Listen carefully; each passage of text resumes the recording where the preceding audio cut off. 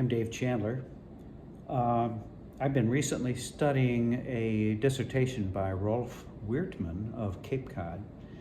He was born in the late 1800s and retired. He was a retired engineer, mathematician, and he talked about the flexibility between front and back plates of a violin. He was very into acoustics, and his thoughts were that if you could match the flex of the top and the back plates of a violin, then they would work in synchrony with each other, developing sound waves. So, which sounds like a good theory, but because the flexibility of spruce and the flexibility of maple is much different. Spruce is stiffer end to end, this end to that end, but it's more flexible side to side. So what he talked about was developing a way of measuring from one side, from one corner to the opposite corner, and that way you get a measurement of the flexibility both side to side and end to end. And in violin makers, they call this mode 1 is the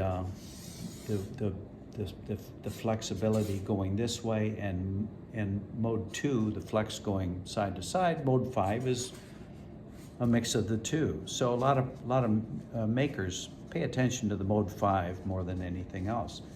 But what I wanted to show was this jig that I made up, and this plate would be suspended on these 3 feet, 1, 2, and a third one over here.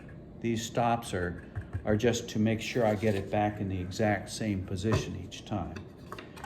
So what I'll do is I'll put it in here,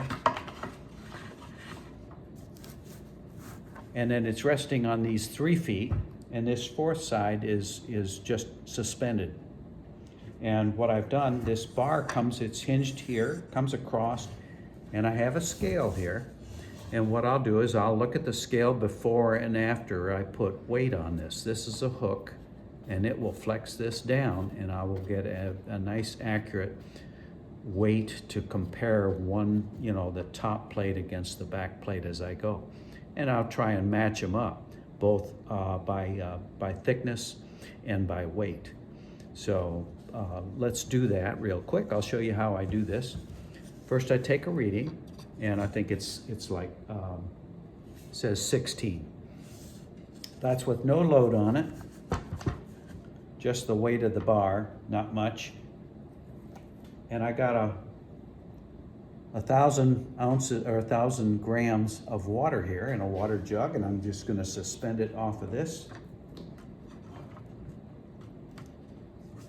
And then I'll read this flexibility again, make sure it's not hung up on anything down there. There we go. And now it's up to, I think it reads 37. So I would take whatever that 17 from 37, and I would see that I have 20 millimeters of flex in this particular top. Now what I can do then is compare it with the back and see if I get the same amount of flexibility. It will be thicker because it's not as stiff. And stiffness sometimes has nothing to do with thickness, but you can make things stiffer by increasing the thickness. So I hope that makes sense. But anyway, that's what I've been working on. Bye.